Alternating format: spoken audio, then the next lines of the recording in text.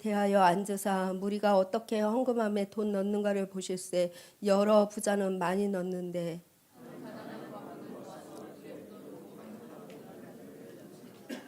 예수께서 제자들을 불러다가 이르시되 내가 진실로 너희에게 이르노니 이 가난한 과부는 헌금함에 넣는 모든 사람보다 많이 넣었도다. 그들은 다 풍족한 중에서 넣었거니와 이 과부는 그 가난한 중에서 자기의 모든 소유 곧 생활비 전부를 넣었느니라 하시니라. 아멘.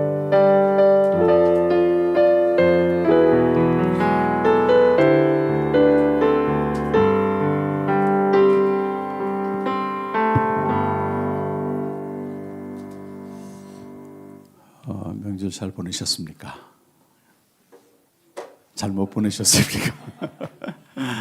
우리 예배당이 텅 빌 줄 알았더니 이렇게 꽉 찬 것 같습니다. 특히 오늘 또 다음 세대도 함께해서 감사하고, 이 벌써 주보가 다음 세대 분위기예요. 깜짝 놀랐습니다. 이렇게 다음 세대 분위기. 네.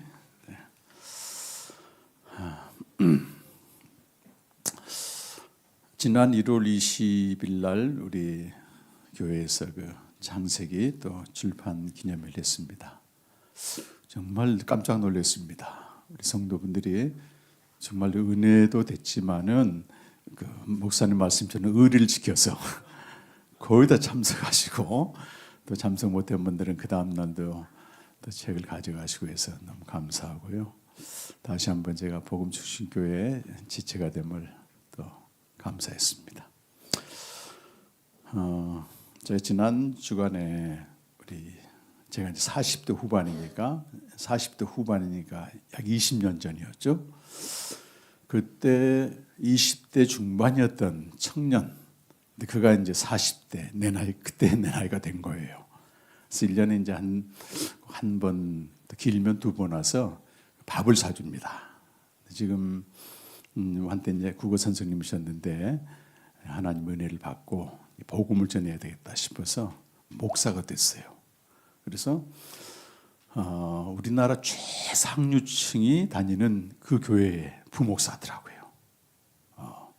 제적인은 한 5천 명 되고 출석인은 2천 명인데 거의 사장들도 수두룩하고 판검사도 그렇게 많고 또 이렇게 정부의 요직들도 많고 다 있는 거 이렇게. 그래서 자기가 목사가 아니었으면 만나보지 못할 어마어마한 사람들 만나고 있는 겁니다. 대사들, 이렇게 총장들 이렇게. 근데 이분들이 헌금도 굉장히 많이 한다 그래요. 그러니까 지금 쌓아놓은 헌금만 해도 이거 대비라고 얘기했는데, 하여튼 상상하십시오. 수백억이 되는 거예요. 이제 그렇게 하는데 이 목사님은 복음을 알잖아. 그래서 복음을 이렇게 전해 보면 너무 힘들다는 거예요. 1970년대, 80년대는 뭐였습니까? 우리가 열심히 예수 믿으면 잘 되고 잘 산다. 그 열매를 그대로 이분들이 누렸던 것입니다. 그리고 자녀들에게도 이걸 이제 누린 거예요. 대물림하는 거잖아요. 보통 부와 명예와 이런 것들은 대물림합니다. 그래서 자녀들이 거의 또 정부 요직이나 의사나 판검사 이렇게 있는데, 문제는 그 자녀들이 교회를 안 나와. 예수를 안 믿는 거예요. 그런데도 이 부모님들은 계속 그 자식 자랑을 한대. 그럼 자기가 이제 부목사지만 이게 뭔가 싶어가지고 자괴감을 많이 느낀다는 겁니다. 그 복음을 이렇게 전하려고 하면 다 알고 있는데 뭘 그래? 이런 식으로 이제. 제가 이제 오늘 여러분과 나눌 말씀을 좀 나눴습니다. 그 목사님과 나누면서, 그래도 우리는 성도들이 어떻게 어떤 신앙생활을 하든 그분에게 받은 말씀을 전해야 된다. 위로부터 받은 말씀을 전해야 된다. 그리고 성령께서 역사하시면 그들이 정말 성경이 증거하는 그리스도를 또 이렇게 알 수 있지 않겠느냐, 이렇게 이제 얘기를 했습니다. 여러분, 오늘 그 말씀 한번 쭉 보시면요, 그 전에 이제 예수님이 예루살렘 성전에 오셔서 주로 성전에서 활동하십니다. 성전에서. 근데 성전에서 기득권을 탁 잡고 있는 대제사장들이나 서기관들이나 장로들이 예수님을 공격을 하는 겁니다. 네가 무슨 권위로 도대체 성전 청결을 하며 가르치느냐, 이렇게 이제 얘기하고, 또 이제 예수님을 책잡고 올무를 빠뜨리기 위해서 바리새인과 또 헤롯 당원들이 와가지고 세금을 내냐 마냐 시비하고, 또 사두개인들은 부활에 대해서 시비를 걸고 뭐 이렇게 이제 쭉 했어요. 근데 또 예수님이 기가 막히게 답변하시거든요. 그러니까 한번 여러분 보세요. 12장 마지막 장면이 이겁니다. 34절 말씀을 한번 같이 읽어보실까요? 34절 말씀 시작. 예수께서 그가 지혜 있게 대답함을 보시고 이르시되 내가 하나님의 나라에서 멀지 않도다 하시니 그 후에 감히 묻는 자가 없더라. 워낙 탁월하게 답변하시니까 그 후에 감히 묻는 자가 없어요. 그래서 이제 모든 논쟁이 끝입니다. 이제. 자, 그런데 바로 오늘 본문 이어지죠. 35절에서 예수님이 딱 이렇게 말씀하세요. 예수님이 묻습니다. 예수님이 거기 있는 많은 무리에게 뭐라고 묻냐면 35절 같이 한번 읽으십시다. 예수께서 성전에서 가르치실세 대답하여 이르시되 어찌하여 서기관들이 그리스도를 다윗의 자손이라 하느냐. 이 서기관들이 누구냐면 바리새인 중에서도 성경을 가장 잘 알고 성경을 연구해서 그 성경을 대중들에게 가르치는 역할을 하는 사람이 서기관이에요. 오늘날로 치면 이제 목사라고 얘기하면 되죠. 목사, 성경을 연구해서 신학자들. 근데 신학자들이 뭐라고 가르치냐면 그리스도는 다윗의 자손이다 이렇게 가르쳤다는 거예요. 맞아요? 틀려요? 그럼 어떻게 생각하세요? 그리스도가 다윗의 자손 맞습니까? 틀립니까, 여러분? 근데 예수님은 아니라고 부정적인 질문을 하시는 거예요. 어찌하여 서기관들이 그리스도를 다윗의 자손이라고 하느냐? 딱 이렇게. 이거 굉장히 허를 찌르는 질문입니다. 그 당시에 내노라하는 성경학자들이 다 그리스도는 다윗의 자손이다, 다윗의 자손이다, 다윗의 자손으로 또 예수님이 예루살렘 입성할 때는 막 환호했잖아요. 다윗의 자손 예수여, 당신의 나라가 임했습니다. 막 기뻐하면서 했잖아요. 그런데 예수님이 결정적인 증거를 들이댑니다. 그게 36절 말씀인데요. 36절 시작. 다윗이 성령에 감동되어 친히 말하되 주께서 내 주께 이르시되 내가 내 원수를 내 발 아래에 둘 때까지 내 우편에 앉았으라 하셨도다 하였느니라. 이렇게 돼요. 아니 다윗이 했던 시편을 인용하는 것입니다. 우리 보게 되면 시편 요 말씀 한번 좀 띄워주시겠습니까? 요 말씀. 예. 그 세 번의 순환되고 지나가고 그다음 이걸 보세요. 저 세번역 성경으로 적었는데 주께서 내 주께 이 말이 나오잖아요. 앞에 있는 주님은 여호와 하나님을 말하는 겁니다. 앞에 있는 주님은 그럼 다윗이 말하는 내 주란 또 누구냐? 그리스도를 말하는 거예요. 그리스도를. 그러니까 하나님이 그리스도께 내 주께 말씀하셨다 이렇게 돼 있거든요. 그럼 다윗이 이 말을 했다는 거예요. 그러니까 다윗이 그리스도를 주님이라고 말했는데 어떻게 그리스도가 다윗의 자손이 되겠느냐? 어떻게 생각해요, 여러분? 우리 어진이 알아듣겠냐? 아빠가 너무 존경하는 주님이라고 부른 분이 계셔, 그지? 예를 들어서. 근데 어진이가 그 사람을 두고 내 자식이다 얘기할 수 있어? 못하잖아. 그와 똑같다는 거예요. 다윗은 이제 그리스도를 내 주님이라고 엄청난 존재로 불렀는데 어떻게 다윗의 자손이 되겠느냐. 근데 그 다음에 37절이 그 말이에요. 다윗이 그리스도를 주로 하셨은즉 어찌 그의 자손이 되겠느냐. 이렇게 됐어요. 자, 오늘 이렇게 우리 교회 와서 예배 드리는데 정말 찬양팀 또 목사님 시작 멘토 그랬고 찬양 반주팀 또 기라성 같은 또 우리 인도자 또 같이 싱어들 여러분 정말 대단합니다. 다른 교회 안 가봐서 그런다고요. 여러분. 저는 전국을 다니잖아요. 이렇게 정말 영성이 깊습니다. 얼마나 은혜가 되는지 몰랐어요. 눈물이 많이 나고 여러분. 근데 지금 서기관들이 지금까지 가르쳤던 그리스도와 다른 그리스도에 대해서 예수님이 설명을 해주니까 그 사람들이 어떻게 반응해요? 많은 사람들이 즐겁게 듣더라고요. 즐겁게 듣더라. 이제 찬양하고 그런 중에 이 대목이 굉장히 저한테 오더라고요. 그리스도를 바르게 증거할 때 성령이 역사하면 사람들이 기뻐하는구나. 그렇습니다, 여러분. 서기관들이 가르치는 그리스도는 누구의 대체? 다윗의 자손이죠. 다윗의 자손. 근데 이 사람들은 예수님 오시기 약 142년 전부터 계속 가르쳤어. 그리스도는 다윗의 자손으로 올 텐데 다윗이 이루었던 그 영광스러운 지상적인 왕국, 그런 나라를 세워가지고 우리를 잘 살게 하고 잘 먹게 하고 편안하게 해주고 사회 정의를 실현하고 이런 정치적 메시아. 오늘날 우리가 이제 대통령 후보 나오고 국회의원 후보 나오면 잘 살게 해줬다고 외치잖아요. 그런 정치적인 메시아를 다 그리스도라고 가르쳤다는 거예요. 몇 년 동안? 100년 이상 가르쳤습니다. 그러니까 당시의 유대인들은 100이면 100, 1000이면 1000 전부 그런 그리스도만 기다리고 있었던 거예요. 그런 그리스도만 기다리고 있었던 것입니다.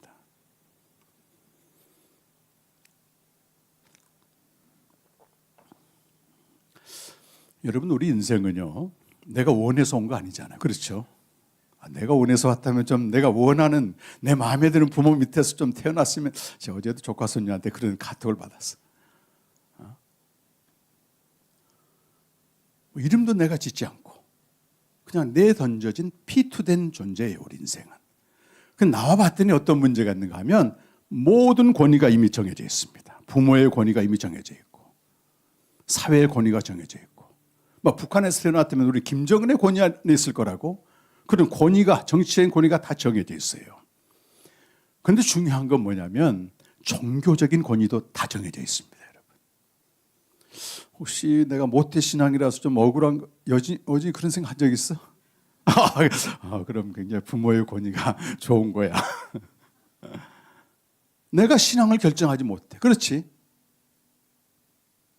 이미 다른 사람이 다 정해준 권위 안에서 우리가 믿는 거예요. 근데 당시의 유대인들은 태어나자마자 하나님 믿는 사람들이야.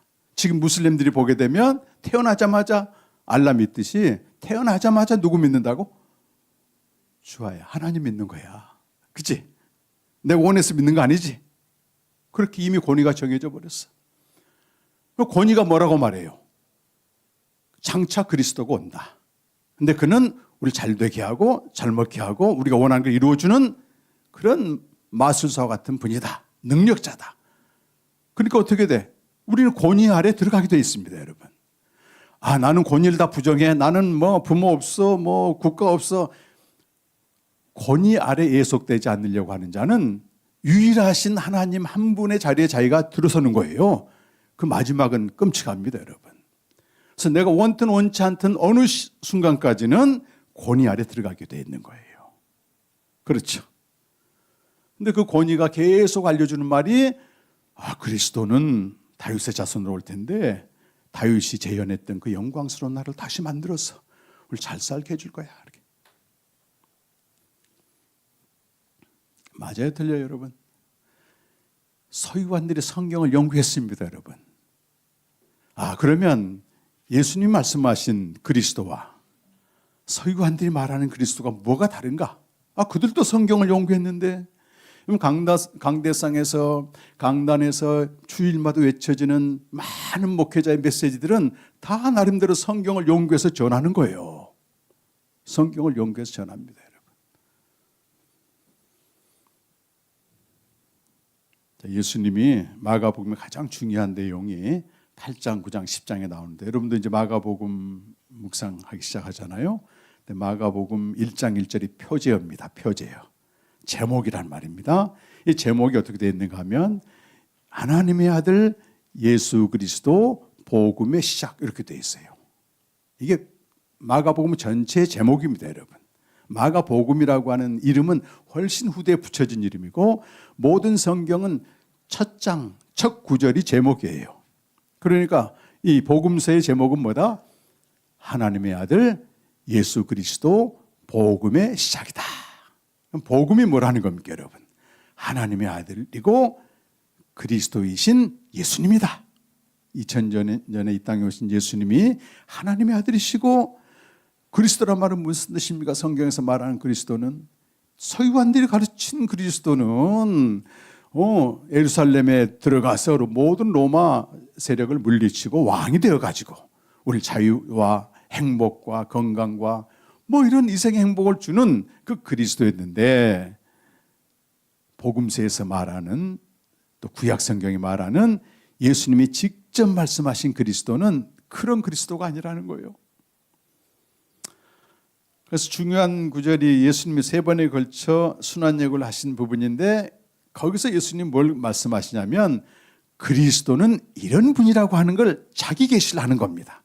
그게 8장 31절, 9장 31절, 10장 33절, 34절에 나와요. 자, 한번 보십시다, 여러분. 그 전 거 8장 31절부터 나오는 게 있죠. 8장 31절. 여기네. 3번의 순환예고입니다, 여러분. 8장 31절과 9장 31절, 10장 33절, 34절 보면 3번씩이나 반복해서 예수님이 그런 말씀을 하시는 거예요. 그리스도는 순환당하고 죽임당하고 그러나 3일 만에 살아날 것이다. 이렇게 예수님이 3번씩이나 동일하게 계시를 하셨습니다. 그런데 이 베드로를 비롯한 제자들까지도 누가 가르쳐준 그리스도? 서기관들이 가르쳐준 그리스도를 그대로 믿고 따른 거예요, 사실은. 이걸 동상이몽이라고 말하는데, 예수님이 십자가에 죽으시고 부활하고 그런 참 성경이 증거하는 그리스도의 길을 가는데, 제자들은 자기 나름대로, 서기관들이, 자기 나름대로도 아니지, 서기관들이 가르쳐준 그리스도를 믿으면서, 야, 내가 예루살렘에 올라가기만 하면 좌의정 우의정 하듯이 한편은 좌편 우편에 앉아서 지상의 통치자가 되겠다, 이런 꿈을 꾸고 가고 있는 거예요. 그러니까 제자들은 전혀 깨닫지 못하고, 도리어 예수님이 저런 말씀을 하시니까 예수님 그러면 안 됩니다, 그러고 길 막고 회방하고 그랬어요. 그런데 예수님 말씀하신 순환과 죽음과 부활의 그리스도의 길은 구약 성경에서 그대로 증거하는 그리스도예요, 사실은. 그래서 두 가지를 제가 두 종류로 이제 구분했는데, 자, 구약 성경이 증거하는 그리스도는 누가복음 24장 26절에서 27절, 또 24장 44절 46절인데, 이 내용은 부활하신 예수님이 직접 제자들에게 알려준, 구약 성경에는 그리스도가 이렇게 돼 있는데 나는 그 일을 그대로 성취했다, 그런 내용이 한번 읽어보십시다. 먼저 위에 거 시작.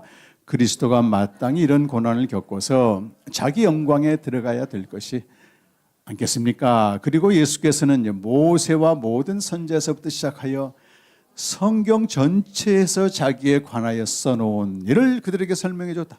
구약 성경 전체에서 그리스도에 대한 일은 뭐냐면 고난당하시고 죽으시고 부활하신 그리고 24장 44절에 46절도 같이 읽어보겠습니다.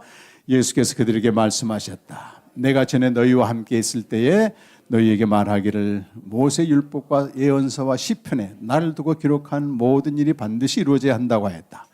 그때 예수께서는 성경을 깨닫게 하시려고 그들의 마음을 열어주시고 그들에게 말씀하셨다. 이렇게 기록되어 있다. 곧 그리스도는 사흘째 되는 날에 죽은 사람들 가운데 다 똑같아요. 여기 보면 여러분, 여기 중간에 나오는 모세 율법과 예언서와 시편은 이렇게 구약 성경을 가리키는 전형 어구입니다. 모세 율법과 또 선지서와 시편은 타나크라 그래가지고 구약 성경을 가리키는 말이에요. 구약 성경에서 그리스도가 죽으시고 부활할 것을 다 증언하지 않았느냐? 나는 그 일 그대로 이루었다. 이렇게 이제. 그래서 예수님이 3번의 순환예고를 하신 그 내용은 구약 성경에서 증거하는 그리스도와 일치합니다, 여러분. 그리고 그 다음에 보게 되면 베드로전서 1장 10절과 11절도 그래요. 같이 시작. 예언자들은 이 구원을 자세히 살피고 연구했습니다. 그들은 여러분이 받을 은혜를 예언했습니다. 누구에게 또는 어느 때에 이런 일이 일어날 것인지를 그들이 연구할 때에 그들 안에 계신 그리스도의 영이 그리스도에게 닥칠 고난과 그 뒤에 올 영광을 미리 증언하여 드러내셨습니다. 구약의 모든 선지자들이 그리스도가 당하실 고난과 그리고 다시 부활하는 영광에 대해서 다 증언했다는 거예요. 그리고 베드로는 그 일이 그대로 성취되었음을 이제 선포합니다. 사도행전 3장 18절도 다 같이 시작. 그러나 하나님께서는 모든 예언자의 입을 빌어서 그리스도가 고난을 받아야만 한다고 미리 선포하신 것을 이와 같이 이루셨습니다. 그러니까 여러분, 예수님은요, 그리스도의 길을 가실 때 구약의 선지자들과 구약 성경 전체가 계시하신 그대로 가신 거예요. 그럼 누가 오해를 한 거야? 누가? 서기관들이 오해를 한 거지. 서기관들이 오해를 한 겁니다.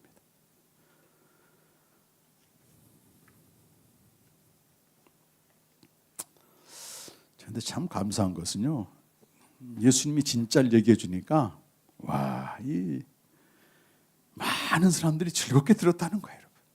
그러면서 그 다음 절 여러분 38절에 40절까지 내용 보게 되면 그렇게 그리스도를 잘못 가르친 서기관들이 뭘 노리고 있는가 보십시오, 여러분.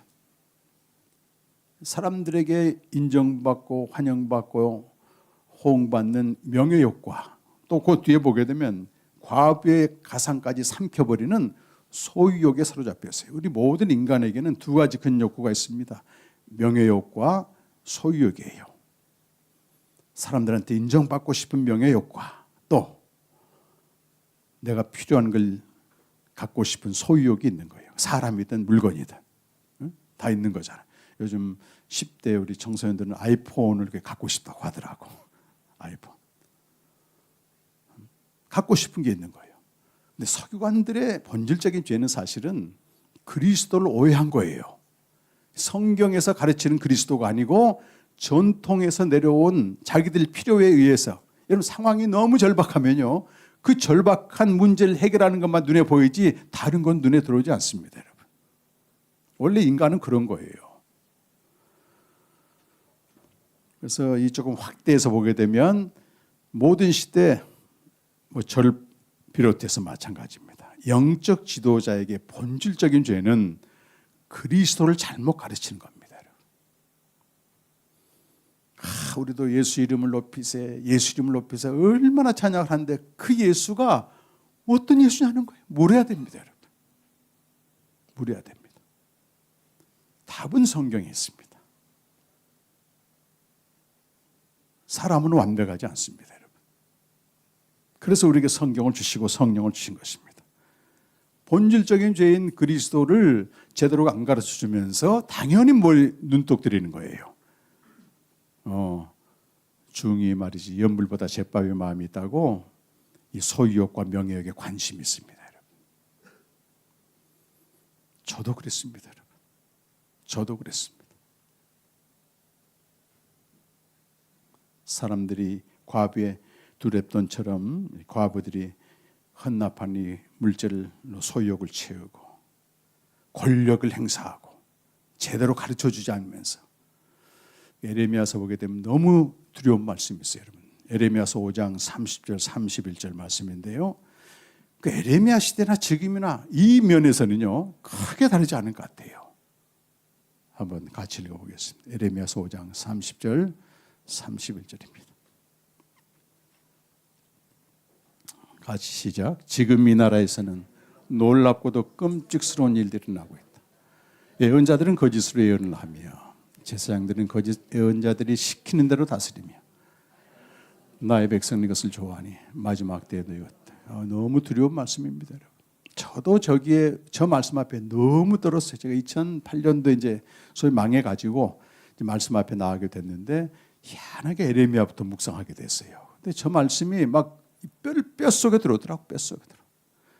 백성들이 안 좋아하면 안 할 텐데 백성들이 좋아하니까 하는 거예요. 좋아하니까.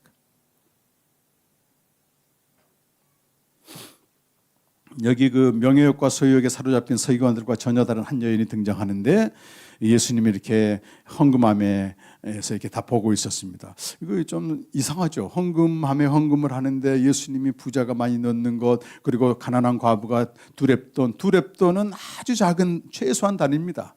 그래서 보통 우리 일당을 10만 원으로 잡으면 두렙돈 한 1,500원, 아주 작은 돈이에요. 네. 그 정도 드린 걸 봤어요. 당시에 이제 헌금궤가 있다면 그 앞에 제사장이 딱 서 있다 그래요. 그러면 이제 헌금을 드리는 사람이 나는 얼마 드립니다. 다 보고를 했대, 보고. 그러니까 알지. 예수님이 뭐 신입니까? 신은 신이지. 그러니까 다 아는 거예요. 근데 여러분, 이 과부가 2렙돈을 드렸다고 생각해 봐요. 얼마나 이 고백을 하면서 부끄러웠을까? 나는 이거밖에 없는데 내 전부입니다. 그렇게 드렸다고? 예수님의 평가는 전혀 다릅니다. 여러분. 물질의 양으로 보면 당연히 부자가 드린 게 더 많은데 이 여자가 드린 2렙돈이 훨씬 많다. 왜? 자기 소유의 전부를 드린 거야. 자기 소유의 전부를 드린 거야. 어떻게 자기 소유의 전부 드렸을까, 여러분? 그 한번 마가복음 앞에 있는 부분 보셔야 됩니다. 마가복음 10장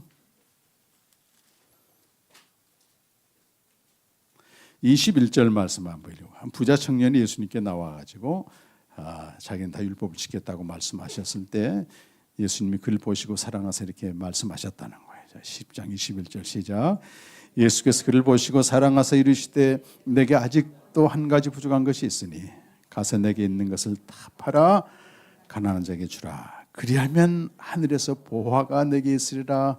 그리고 와서 나를 따르라 하시니. 여러분 어떻게 자기 소유를 다 팔아서 가난한 자에게 주겠습니까? 근데 여자는 자기 소유를 다 바쳤단 말이에요. 뭐가 먼저입니까? 뭐가? 이 여인은 이미 뭐가 있습니까? 그 안에 하늘의 보화가 있기 때문에 그렇습니다, 여러분. 하늘의 보화가 있기 때문에. 하늘의 보화를 가진 사람만이 이 세상에서 많은 사람들이 추구하는 명예욕이나 소유욕이나 탐욕으로부터 벗어나게 되는 겁니다. 다 가졌는데, 진짜를 가졌는데 가짜에 연연할 필요 없다는 거지.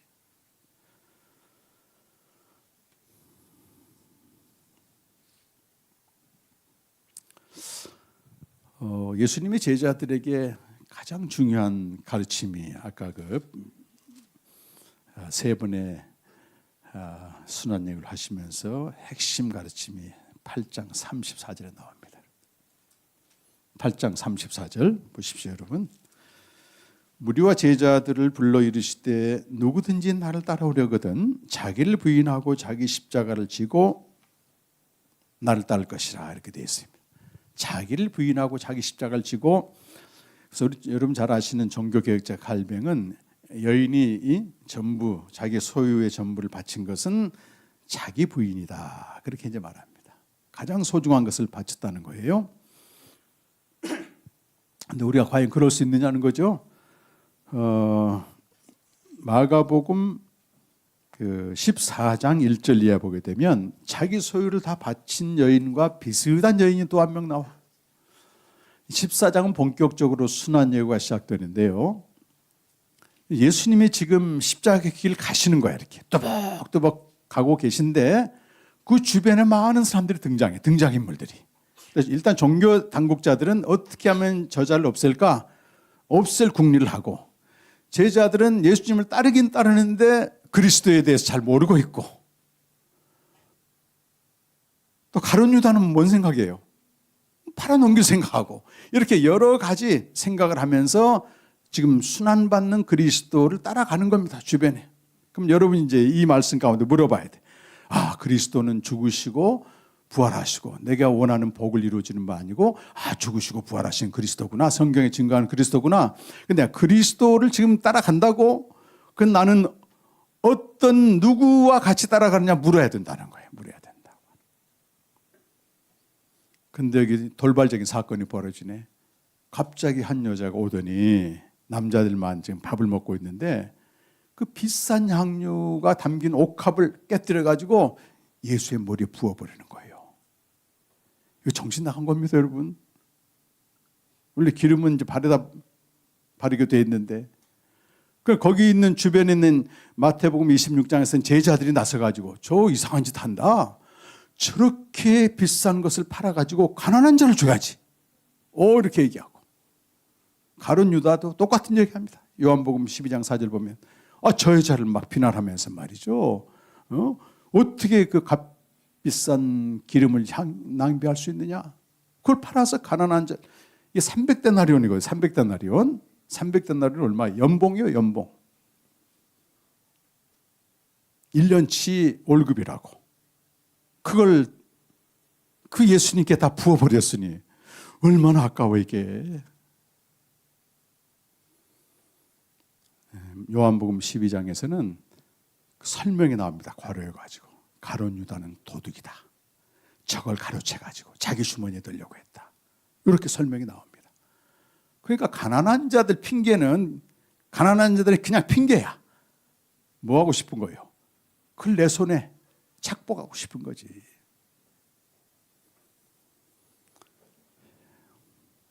그런데 이 누가복음 7장 보면 왜 이 여자가 미친 행동으로 비춰지는 이 행동을 했는가? 그것은 예수님을 너무 사랑하셔서 그렇다는 거예요. 너무 사랑하다 보니까. 왜 또 사랑하셨어요? 그 여자가 왜 사랑했습니까? 사함받은 일이 많으니까 많이 사랑했다는 거예요. 우리 아까 찬양했잖아요. 나 같은 죄인 살리신 주 은혜 놀라워. 내가 어떤 존재인 줄 알고 그런 나에게 하나님이 어떤 은혜를 베풀었는지 아는 사람들은 자기 목숨을 내어줘도 아깝지 않게끔 누굴 사랑한다는 거예요? 예수님을 사랑한다는 겁니다. 예수님을 사랑한다는 겁니다. 그런데 그 여자는 그 마음으로 드렸는데 예수님은 저 여자는 나의 장례식을 준비했다. 야단치지 말라. 저 여자는 선한 일을 했다. 이렇게 평가를 해주시는 거예요. 가장 소중한 것입니다, 여러분. 가장 소중한 것. 우리가 말로는 예수님을 아무리 많이 사랑해도 나의 소중한 걸 놓기가 너무 어려워 이게. 여러분 나름대로 다 있겠죠. 그거 없으면 안 되는 거고 또 그것 때문에 늘 고민하고 그것 때문에 짐이 되고 뭐 자식일 수 있고 여러분. 목사인 저에게는 사역의 어떤 성과할 수 있고 사역으로 인한 뭐 어떤 결과물 뭐 장세기 주의 묵상도 예를 들면 그런 것 중에 하나입니다.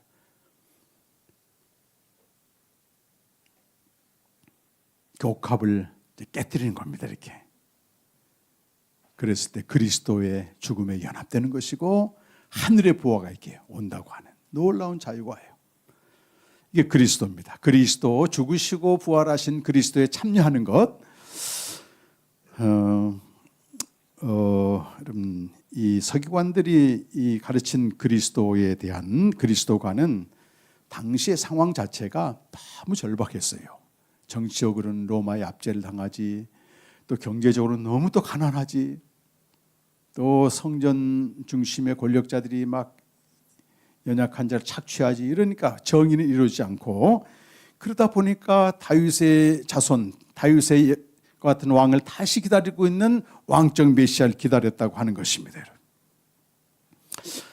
저는 그것을 사람의 인생이 인간의 문제가 너무 절박하고 소원이 간절하면 그냥 가짜 그리스도라도 믿고 싶은 거예요. 이게. 제가 암으로 투병하는 분들 가끔 만나보면요, 이 정상적으로 그 병원 가서 항암이나 절차를 안 받고 자연 치료한다는 사람들 있잖아요. 자연 치료가 대부분은 사실은 속는 건데도 거기가 목숨 거는 사람도 많이 봤습니다. 어쩌다 한 명 성공했는데 그냥 지푸라기로 받는 심령으로 올인해. 거기다가 올인해. 그게 우리 인간의 문제입니다. 절박하시. 인생이 절박하면 그럴 수밖에 없는 거예요.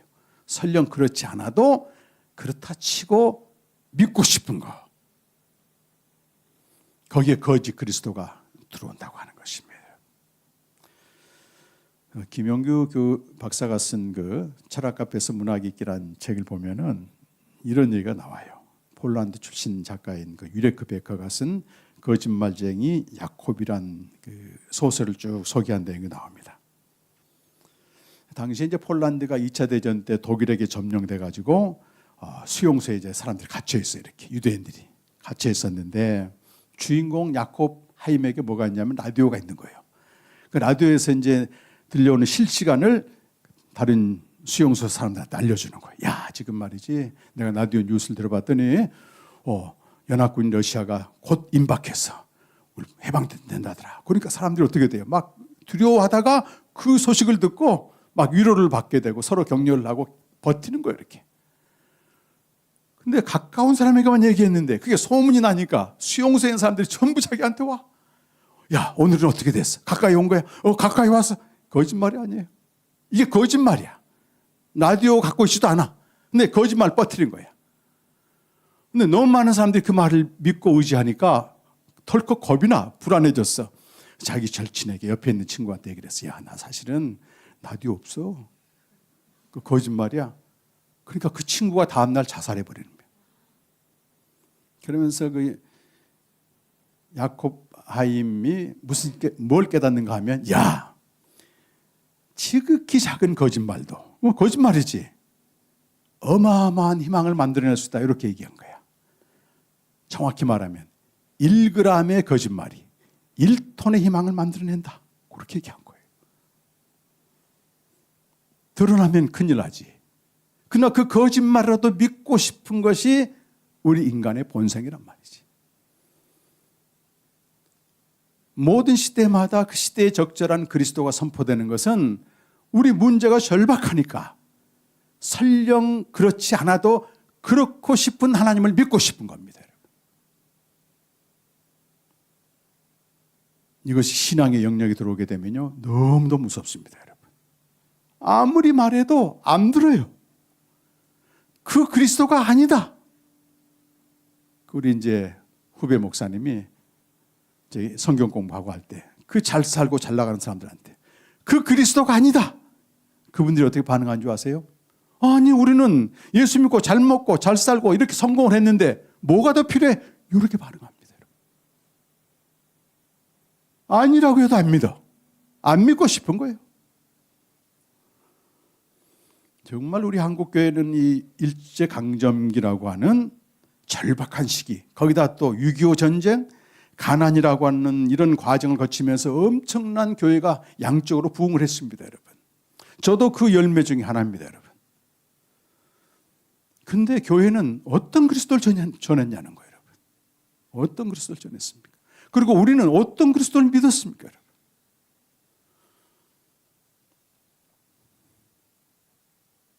(1g의) 거짓말로 1톤의 희망을 만들어낸 그런 그리스도는 아니었습니까, 여러분? 그런 줄 알고 했습니다. 서기관들처럼. 또 모든 성직자는 그렇지 않지만 일부 성직자들은 그 그리스도를 전하면서 많은 사람들로부터 명예욕을 얻게 되고 소유욕을 얻게 되고, 그게 양식 있는 사람들이 교회에 대해서 갖고 있는 의혹입니다, 여러분. 무슨 집단인지 모르겠다는 거예요, 교회는.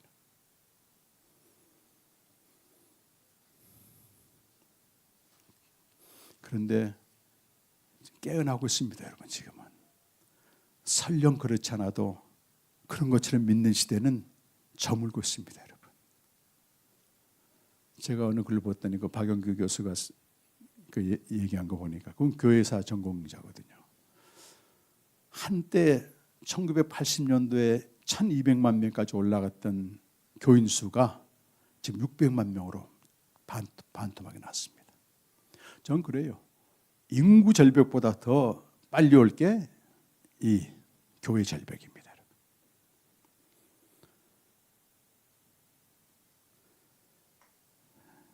저는 역으로 생각했습니다. 1g의 진리가 저는 1톤의 거짓말을 몰아낸다고 믿습니다, 여러분. 믿습니다. 아까 말씀드린 그 부목사라는 교회 담임 목사는 갑자기 목사가 된 거예요. 자기가 별로 기대하지도 않았대. 그 교회 초대교회 목사님이 배운 게 별로 없는 분이에요. 그냥 신학교 가서 은혜 받고 목사가 돼서 그때 당시 사람들이 막 교회에 몰려오니까 어쩌다 큰 교회를 만들었는데, 교회 들어온 성도들이 전부 대부분 스카이 출신이라 높은 관직에 있는 사람들이다. 자기가 감당을 못하는 거예요. 그 다음 목사를 누구 뽑은지 아세요? S대 나온 목사 탁 뽑은 거예요. 근데 그 부목사님 그래. 그 담임 목사님하고 잘 대화를 하니까 나 빨리 그만두고 싶다. 도망가고 싶다. 고만하고 싶다. 노래를 부르는 거예요. 교회입니까 이게?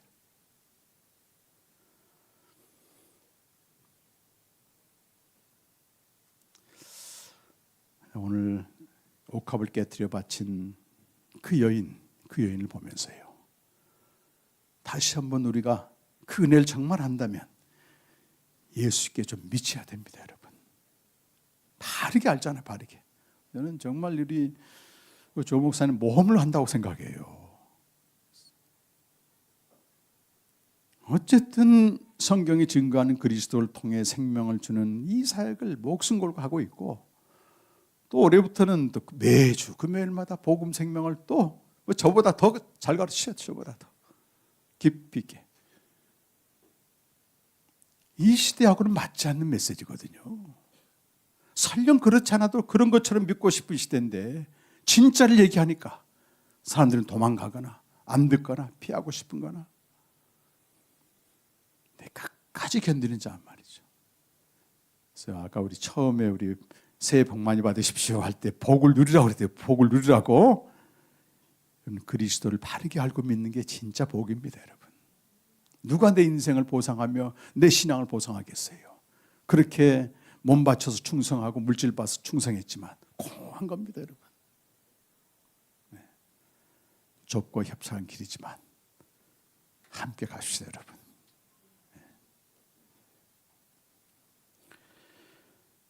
그래서 우리 이제 젊은 다음 세대 있지만요, 우리 다 알지 못해요, 예수님에 대해서.